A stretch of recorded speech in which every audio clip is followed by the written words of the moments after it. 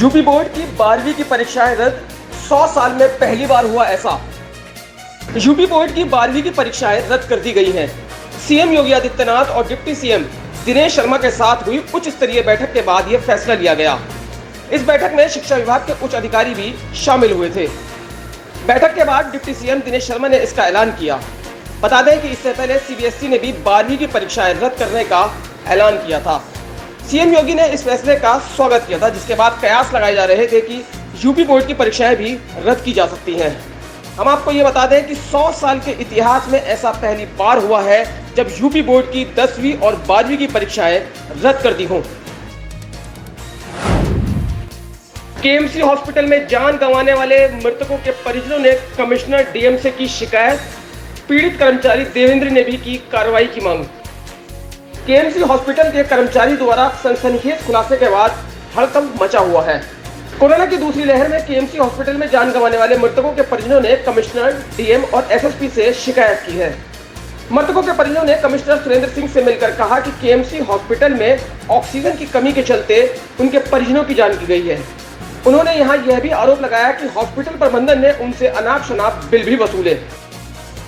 परिजनों ने करीब 60 लोगों की सूची भी सौंपी है जिनकी केएमसी हॉस्पिटल में जान चली गई थी। दूसरी तरफ केएमसी हॉस्पिटल के ऑक्सीजन प्लांट इंचार्ज रहे देवेंद्र ने डीएम से मिलकर वीडियो में दिए गए तमाम बातों को फिर से दोहराया और अस्पताल के खिलाफ कार्रवाई की मांग करते हुए सुरक्षा की गुहार लगाई है। 28 तारीख को केएमसी अस्पताल में भर्ती हुई, 2 तारीख को उनकी डेथ हो गई थी। केवल ये सोच के हम घर चले गए कि ये भगवान ने उन्हें हमसे छीन लिया, लेकिन जब देवेंद्र की वीडियो वायरल हुई और हम देवेंद्र से मिलने पहुंचे और इसने हमें सारे साक्ष्य दिखाए जो हमने एडीएम साहब को, एसीएमओ साहब को और डीएम साहब के यहाँ भेज दिए। वो सारे साक्ष्य दिखाने के बाद हमें यकीन हुआ कि उनकी डेथ नहीं हुई, इन लोगों ने उनका मर्डर किया है। लेकिन जैसे ही हमने वो वीडियो बना के डाली और अपना नंबर डाला, ये मेरे पास 70 लोगों की लिस्ट है पूरे, जिसमें हमारे सबके साथ इन्होंने ऐसा ही किया। मेरे पास पूरे 70 लोग हैं जो लिस्ट है, आप देख सकते हैं इस वीडियो। हमें जो सिलेंडर मिलते थे 300 मिलते थे 50 बेड के लिए। जो कोविड में हमारे अलाउ थे 50 बेड थे, उसमें 50 बेड के लिए 300 सिलेंडर मिलते थे। वो क्या करते थे 300 सिलेंडर वो 193 मरीज पे करवाते थे उसमें। तो वो क्या करते थे 12-1 बजे 2 बजे करीब 3 बजे करीब ये ऑक्सीजन को स्लो कर देते, बंद कर देते थे। कौन करता था? ये बिंदु है और प्रतिभा मैडम है, ये करते थे। डॉक्टर साहब इनको भेजते थे करवाने के लिए। कौन से डॉक्टर साहब? ये डॉक्टर सुनील गुप्ता जी। तो ये करते थे जो 50 साल से ऊपर के जो पेशेंट होते थे, जिनके उधर बहुत ख़त्म हो जाते थे, सुबह फिर इनका एडमिट होते थे। और जिनकी ऑक्सीजन जो ज़्यादा 3rd फ्लोर पे थे ऊपर कोविड वार्ड में, वहाँ तक ऑक्सीजन प्रॉपर नहीं जा पा रही थी क्योंकि इन्होंने पैनल से प्रेशर ही 1.30 कर दिया था। गौतम गंभीर फाउंडेशन को फेविफ्लू दवा की जमाखोरी का पाया गया दोषी, ड्रग कंट्रोलर ने दिल्ली हाईकोर्ट से कहा। ड्रग कंट्रोलर बॉडी ने दिल्ली हाईकोर्ट से कहा कि गौतम गंभीर फाउंडेशन को कोविड मरीजों को अनाधिकृत रूप से फेविफ्लू दवा देने और इसकी जमाखोरी करने का दोषी पाया गया है। ड्रग कंट्रोलर की ओर से पेश वकील नंदिता राव ने कहा कि फाउंडेशन ने ड्रग्स एंड कॉस्मेटिक्स एक्ट के तहत अपराध किया है क्योंकि उन्हें अनाधिकृत तरीके से दवा का स्टॉक करते पाया गया। ड्रग कंट्रोलर ने कहा कि अब बिना देरी किए गौतम गंभीर फाउंडेशन दवा विक्रेताओं के खिलाफ कड़ी कार्रवाई की जाएगी। कोविड-19 से एयर इंडिया के 5 अनुभवी पायलटों का निधन। देश में वैक्सीन अभियान को तेज करने के लिए वैक्सीन की आवाजाही में एयर इंडिया के विमानों की सहायता ली जा रही है।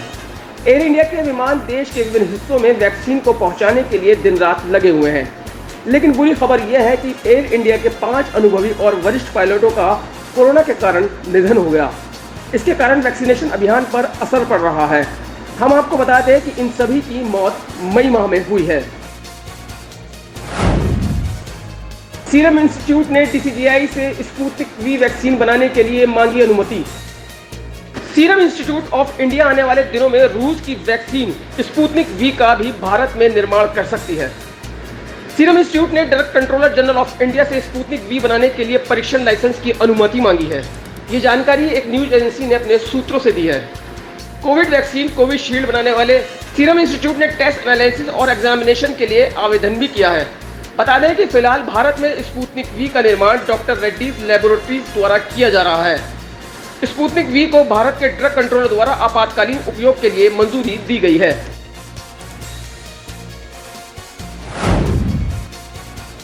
यूपी के अस्पतालों में कल से शुरू होगी ओपीडी सेवाएं, योगी सरकार ने जारी किए निर्देश। उत्तर प्रदेश में योगी आदित्यनाथ सरकार ने घोषणा की है कि शुक्रवार से सभी सामुदायिक स्वास्थ्य केंद्रों और प्राथमिक स्वास्थ्य केंद्रों पर सामान्य रोगियों के लिए ओपीडी सेवाएं शुरू की जाएंगी। अतिरिक्त मुख्य सचिव स्वास्थ्य और परिवार कल्याण अमित मोहन प्रसाद द्वारा जारी एक आदेश में कहा गया कि गैर कोविड-19 देखभाल की खराब उपलब्धता के कारण पीड़ित रोगियों की रिपोर्ट के बीच सामान्य रोगी देखभाल को बहाल करना महत्वपूर्ण है। इसके मद्देनजर इसके लिए जिलों को कई निर्देश भी दिए गए हैं।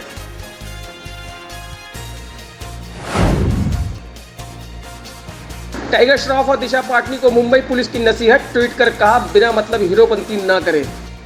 मुंबई पुलिस इन दिनों सख्ती से लॉकडाउन का पालन कराने के मूड में है। इसके लिए उन्होंने बॉलीवुड स्टार का भी सहारा लिया है। सिलेबस की इस लिस्ट में अब एक नाम और जुड़ गया है, टाइगर श्रॉफ का।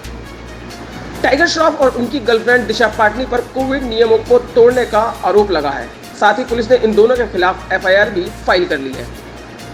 मुंबई पुलिस ने अपने ट्वीट में लिखा है कि वायरस से चल रहे वॉर में बांद्रा की गलियों में मलंग होना 2 एक्टर्स को भारी पड़ गया, जिन पर सेक्शन 188 और 34 आईपीसी के तहत बांद्रा पुलिस स्टेशन में एफआईआर दर्ज की गई है। हम मुंबई पुलिस के लोगों से दरखास्त करते हैं कि वे बिना मतलब हीरोपंती ना करें, जिससे कोविड-19 के खिलाफ सुरक्षा में चूक हो सकती है। इंग्लैंड पहुंची टीम इंडिया, राहुल ने शेयर की तस्वीर। भारतीय cricket team world test championship के फाइनल के लिए लंदन पहुंच गई है। टीम इंडिया को इस दौरे पर इंग्लैंड के खिलाफ टेस्ट सीरीज भी खेलनी है। भारतीय स्टार बल्लेबाज केएल राहुल ने गुरुवार को फ्लाइट के पास अपनी एक तस्वीर शेयर की है, जिसके साथ ही उन्होंने बताया कि वे लंदन पहुंच गए हैं।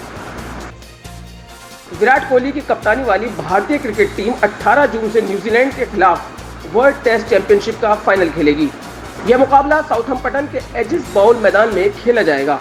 इसके बाद टीम इंडिया 4 अगस्त से इंग्लैंड के खिलाफ 5 टेस्ट मैचों की सीरीज खेलेगी।